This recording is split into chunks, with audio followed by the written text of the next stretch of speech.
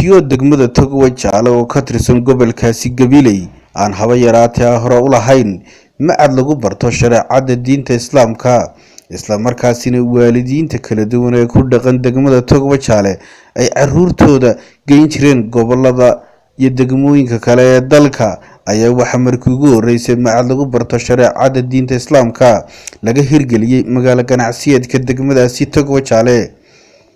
macadkan laga hirgeliyay oo la yiraahdo Ibn Baas ayaa waxa lagu bartaa shareecada diinta Islaamka iyadoo muddadii koobneed ee uu ka shaqeynayay degmada Togwa Jaale oo soo saaray caruur xafisan shareecada diinta Islaamka iyo Quraanka kadaba waalidiinta kala duwan ee ku dhaqan degmada Togwa Jaale ayaa iyagu si weyn u soo dhaweeyay macadkaasi Ibn Baas iyagoo xusay inay kaga raysteen caruurtoodii ay geyn jireen gobolada kale ee dalka si ay u soo bartaan Quraanka Kariimka iyo shareecada diinta Islaamka haddaba daawadeel waxaanu u istaagi doonaa munaasabadii lagu furayay macadka Ibn Baas ee degmada Togwa Jaale iyo khudbadii kala duwan ee halkaasi laga jeediyay walaalayaal macaahid Ibn Baas waxa la aasaasay 2008 waxaad ku ka qayb qaatay inuu amniga waddankeenan aynu ku noolaanayno qayb libaaxlagu ka qayb qaatay mujtamaca halkaas u kaga jira inuu xagga amniga ilaaliyo iyo inuu ilaaliyo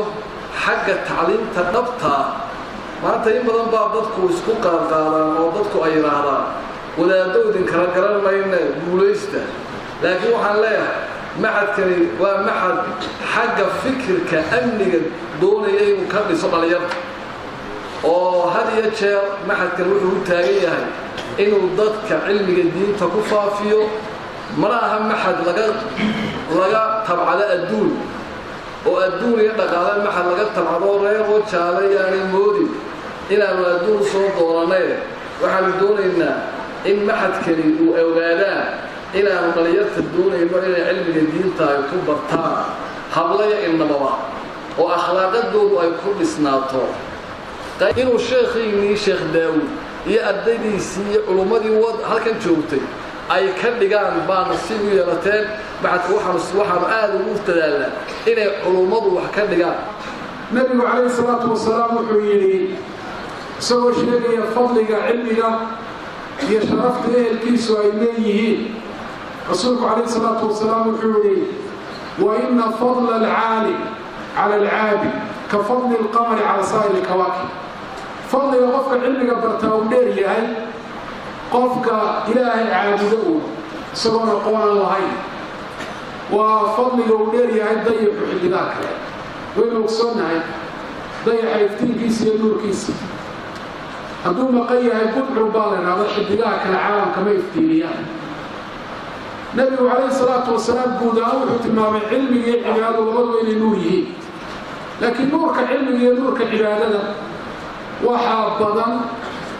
oo xoogan nuurka cilmiga way cibaadadu haddaanay cilmi ku dhisnayn cibaado saxa noqon mayso waxaan ugu nirahaa wuxuu bilaad joogno reer Jaale waa mantiqa tijaariya mantiqa waxay markaas ganacsi weyn annagu haddaba maxadkii ugu weynaa waddanka ayuu caawidii waddan maxad Ibn Baas ayaa la duwa waa la diiday waliba tartan baa lagu jira ومعهد الإسلام اللي شغال فروع كفريان بالبروح مركز كفريان هرجيسو حرمتي سوي يميل قرا فروع كلها قيمتي لحالك اللي كان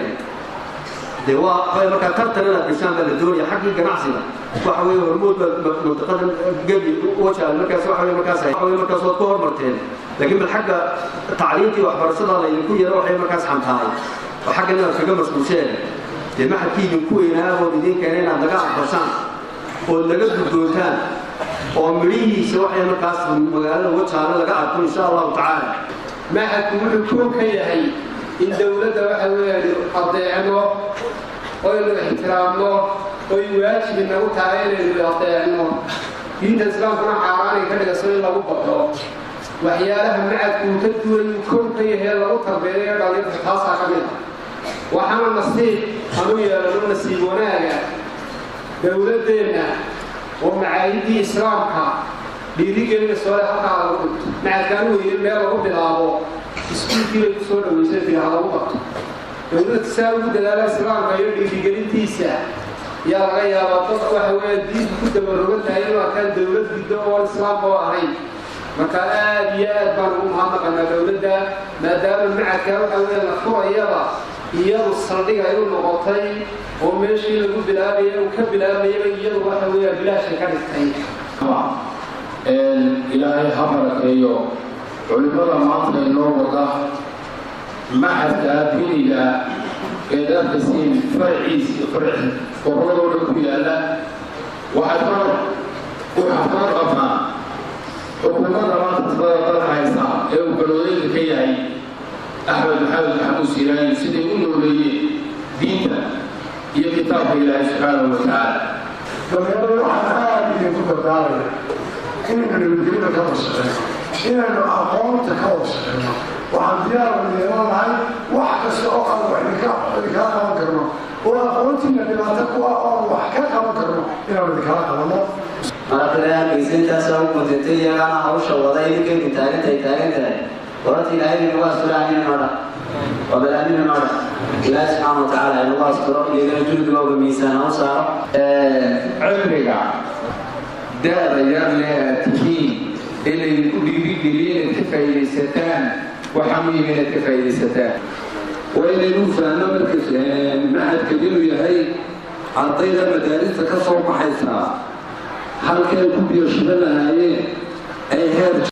dhinaca kale macadka ibnu baas oo isagu muddo kooban ka shaqeeyay degmadaasi Togwa Jaale ayaa markiiba waxa uu soo saaray arday xafisan quraanka kariimka iyo shariicada diinta islaamka iyadoo dufcadii koobaad lagu qabtay masjidul rahma ee degmadaasi Togwa Jaale iyadoo munaasabadaasina ay ka soo qayb galeen culimaaddin maamulka degmada Togwa Jaale waalidiin iyagoo ka maqraati kacay macadka ibnu baas faa'iidada uu leeyahay shacabka kala duwan ee ku dhaqan degmadaasi iyo macallimiinta ka howlgasha macadkaasi oo ah macallimiin inta badan u jajaban sidii ay u soo saari lahaayeen arday xafisan quraanka kariimka iyo shariicada diinta islaamka ee daawasho haboon arday markaa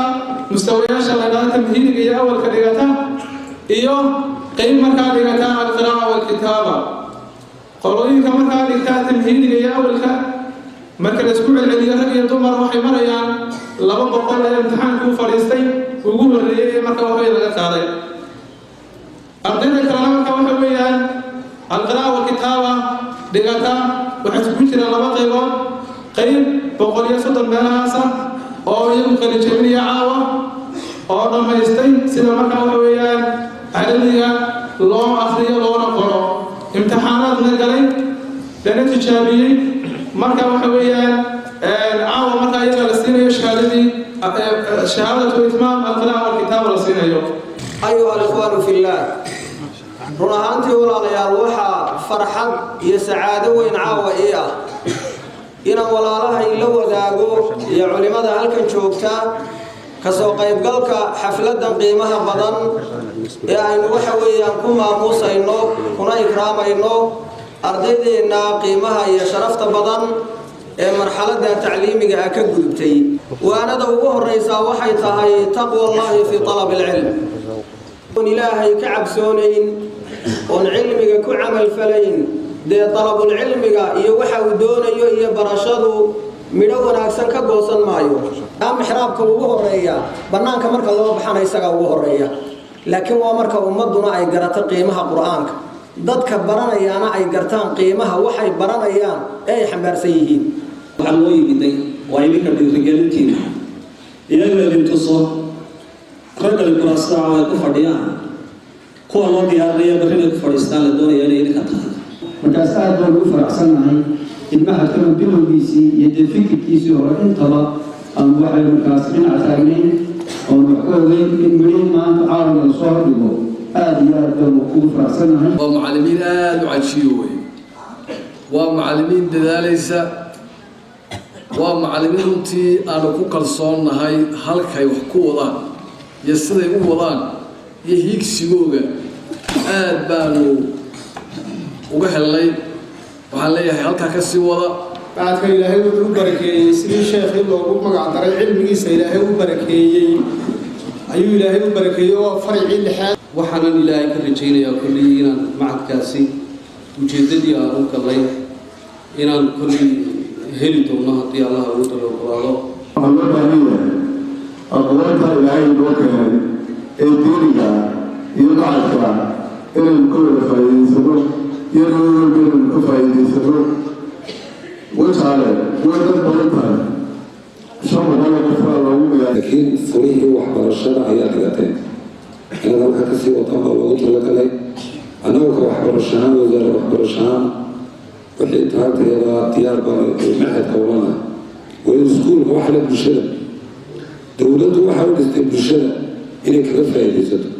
كل يوم متعبين معهد ابن باز وين حبينا برينا وين هرفليا وإن يروا إلى بيش الخير سي أنت ما حد كديجانيسا أي نهار فلذا وهي أسكرت لي ما يديجتين حتى أنا أفصح سيني